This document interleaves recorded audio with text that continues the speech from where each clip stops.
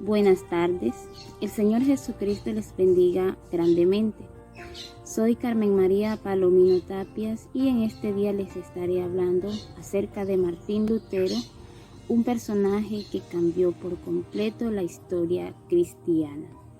Martín Lutero fue un teólogo católico de la Orden de San Agustín.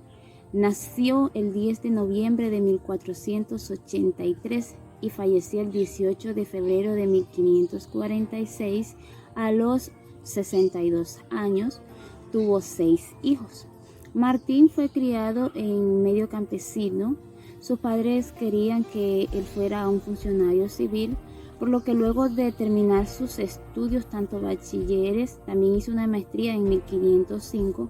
Luego de ello, se inscribió en ese mismo año en la Facultad de Derecho en la Universidad de Erfurt, donde le pusieron el apodo de filósofo. Para ese mismo año, en el mes de julio, él abandona sus estudios por una promesa que le hizo a Santa Ana por haber sido librado de una tormenta eléctrica luego que él regresa de sus clases. Él pidió a Santa Ana ser librado y se convertiría en monje. Y debido a que llegó a salvo a su casa, él se retira de sus estudios de Derecho y se inscribe en la facultad en la Universidad de Erfurt 15 días después del evento de las tormentas. En ese monasterio, su actividad consistía en rezar, ayunar, peregrinar y confesarse. Su superior, Johann von Staupitz, le dice que inicie una carrera académica, cosa que 2 años más tarde lo lleva a ser ordenado como sacerdote, y para 1508 Lutero enseñaba teología en la Universidad de Wittenberg. En el año 1512 fue aceptado en la Facultad de Teología, donde recibió el título de doctor en la Biblia. Durante sus estudios también aprendió el idioma, el griego y el hebreo, para una mejor comprensión y también el significado correcto de las escrituras, lo que más tarde le serviría para traducir la Biblia. Tras estudiar profundamente las escrituras, comenzó a cuestionar las enseñanzas impartidas por la Iglesia Católica. Martín comienza a predicar o a enseñar la salvación por gracia o por fe a través de Cristo, es decir, que era un regalo de Dios. También notó que la falta de claridad al distinguir la ley de Moisés y el Nuevo Testamento era la causa de la interpretación equivocada de la Iglesia al Evangelio de Jesús, por lo que él atribuía la responsabilidad de los errores teológicos que habían sido fundamentados, es decir, lo que había sido enseñado con anterioridad. Además de enseñar, también predicaba y confesaba a los feligreses o seguidores. Se dio cuenta de lo que era ofrecer una indulgencia. Según la Iglesia Católica, las indulgencias ofrecían remisión parcial o total de los pecados y la culpa era eliminada, lo que se conoce también como la llamada absolución de los pecados. Las indulgencias fueron promulgadas por el Papa León X, ya que los cristianos pensaban que el Papa podía vender las absoluciones de los pecados. Esto fue lo que causó la controversia y por ende la división en la Iglesia Católica y el Papado. Sin embargo, las llamadas indulgencias podrían ser compradas por cualquiera persona, ya sea para sí mismo o para otra persona, puede ser pariente, sin importar que ese pariente ya hubiese fallecido o muerto. Por lo cual, se dice que presuntamente, según la Iglesia, estos muertos yacían en el purgatorio y que por medio de esa indulgencia, por ese pago, ellos serían absueltos de sus pecados y por ende saldrían del purgatorio.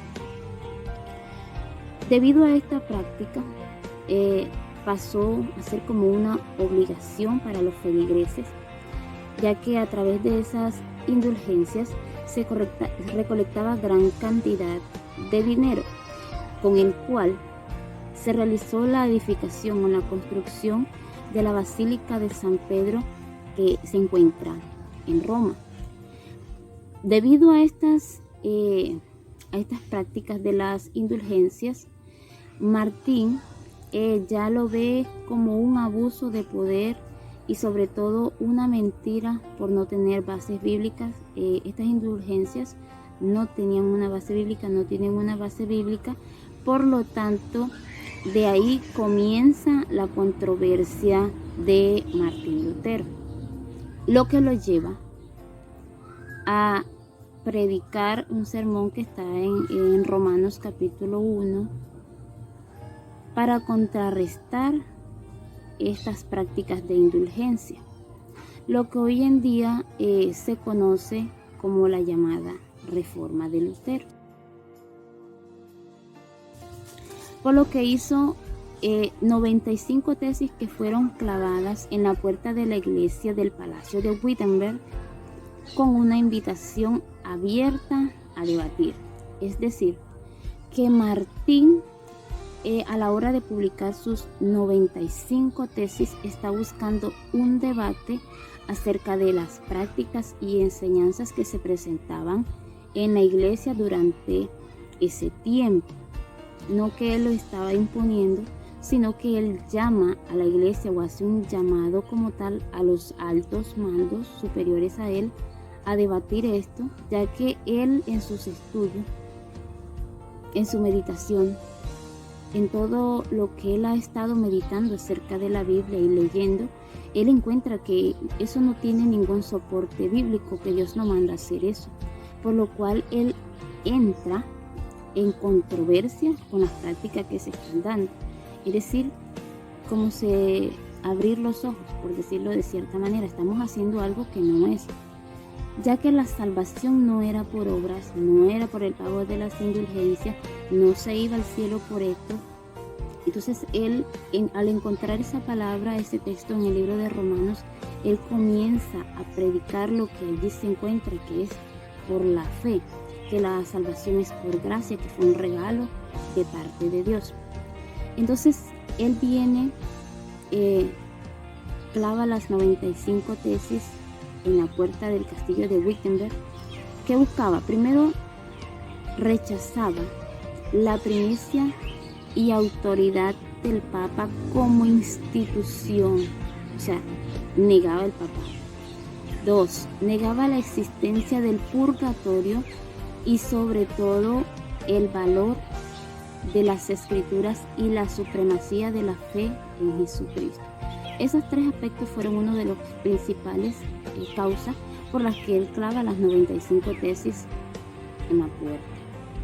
A partir de dicha publicación de las tesis y la predicación de la verdad, porque él predicaba la fe, la salvación por fe, a partir de esa publicación y la predicación de la verdad acerca del pecado y de lo que se creía también acerca de la infalibilidad del Papa, que es el supuesto representante de Dios en la tierra, el único representante, muchos aceptaron y apoyaron a Lutero en lo que él estaba diciendo acerca de la fe por medio de la gracia de Dios. Muchos fueron aceptando este mensaje, por lo tanto se dio un movimiento al que la iglesia llamó el luteranismo, o también lo conocemos con el nombre de los protestantes o el protestantismo.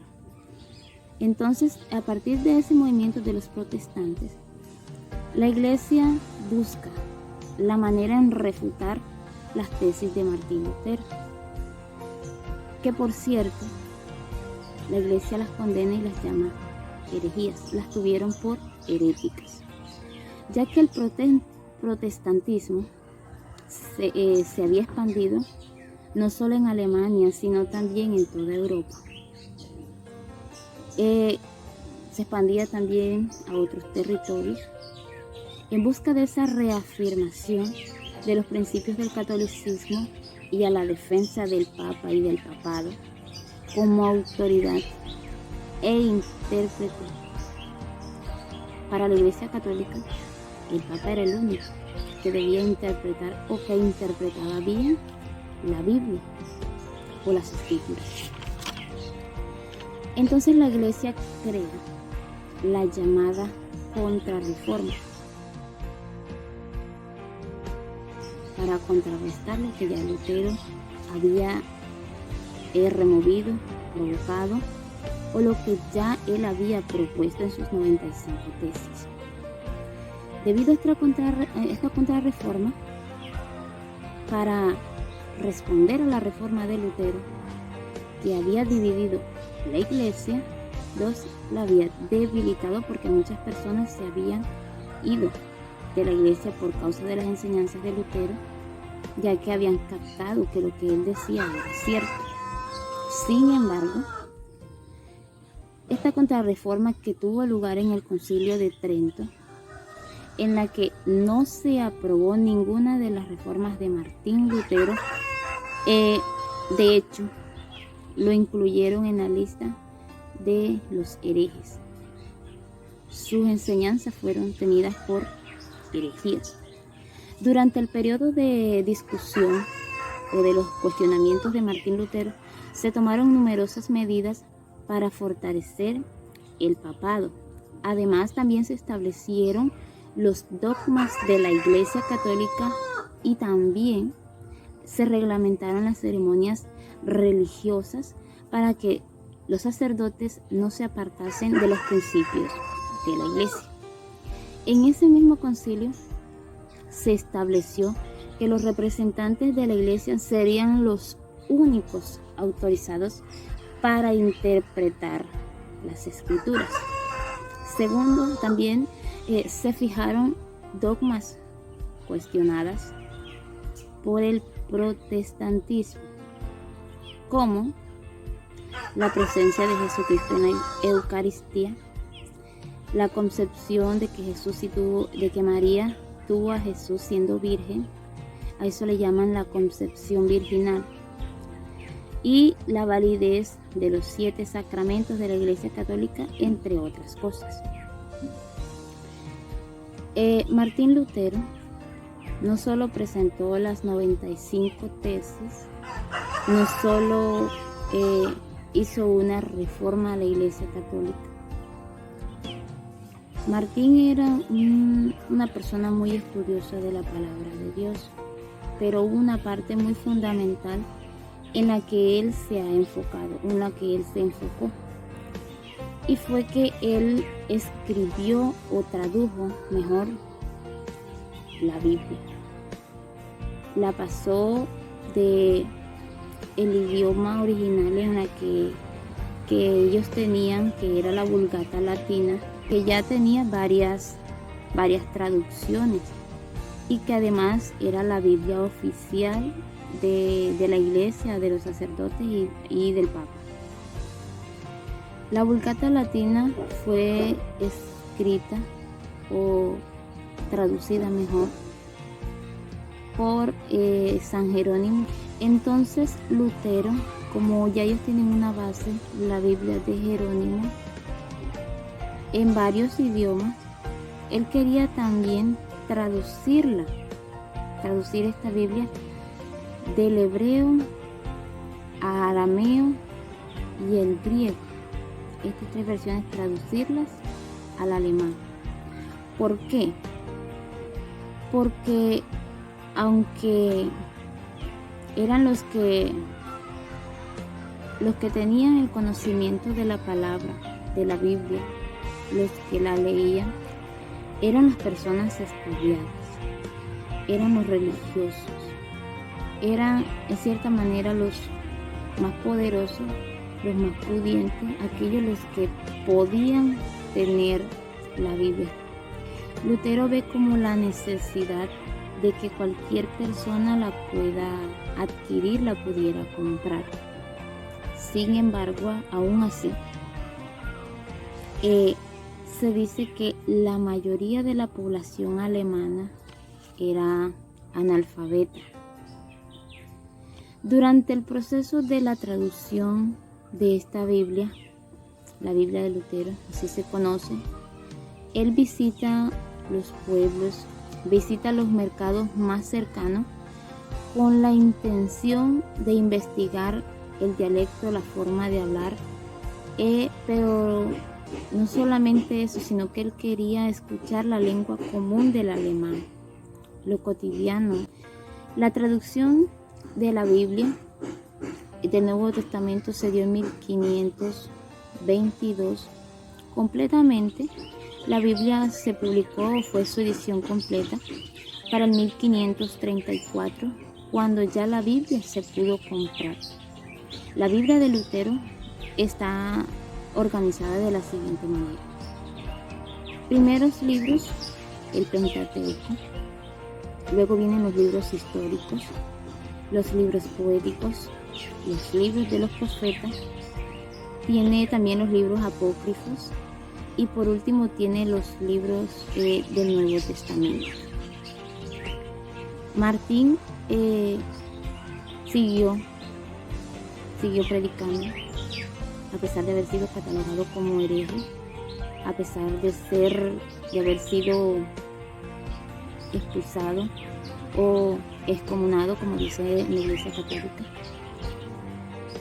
El protestantismo fue el movimiento que la Iglesia no pudo contener, a pesar de sus esfuerzos por contenerlo, digamos que castigar, porque como era una herejía, se castigaba también por ello, pero aún así se extendió. Lutero tuvo apoyo de personas bastante importantes. Esos movimientos protestantes incluyen las religiones que hoy en día conocemos como trinitarios, pentecostales, adventistas, entre otros. La Iglesia, pues, digamos que los ubicó en un solo grupo. Por lo tanto, la Iglesia Católica se considera ajena al movimiento protestante de Lutero. Hoy en día todos los católicos saben que los cristianos evangélicos, aunque salieron de la Iglesia Católica, no pertenecen a la Iglesia Católica. Sin embargo, del todo, Lutero en sus 95 tesis, hay una tesis que a mí personalmente me llamó la atención, porque Lutero dijo que si querían construir una basílica, porque el Papa, con tanto dinero que tenía, no la construía de su bolsillo. Las indulgencias, el tiempo de la indulgencia fue un tiempo bastante tremendo para los feligreses en ese tiempo. La construcción misma de la Basílica de San Pedro tuvo grandes repercusiones con los cristianos también, con los feligreses de la iglesia. Fueron tiempos en los que, digamos, las cosas pasaron fuertes. Vamos a decir que pasaron fuertes. No era fácil levantarse contra el Papa, contra las normas establecidas de la Iglesia, porque aún hoy en día se considera que el Papa, como representante de Dios en la tierra, tiene un poder absoluto, una infalibilidad tremenda, casi irrefutable. Pero Martín se atrevió a decir claramente que lo que se estaba haciendo no estaba bien, que no estaba en la Biblia. Creo que Martín nos deja a nosotros una enseñanza bastante grande, bastante tremenda, porque la verdad de Dios no debe ser empañada por cuestiones necias y avaricias de los hombres. que muchas veces pretendemos hacer cosas en nombre de Dios sin estar aprobadas por Dios. Muchas gracias.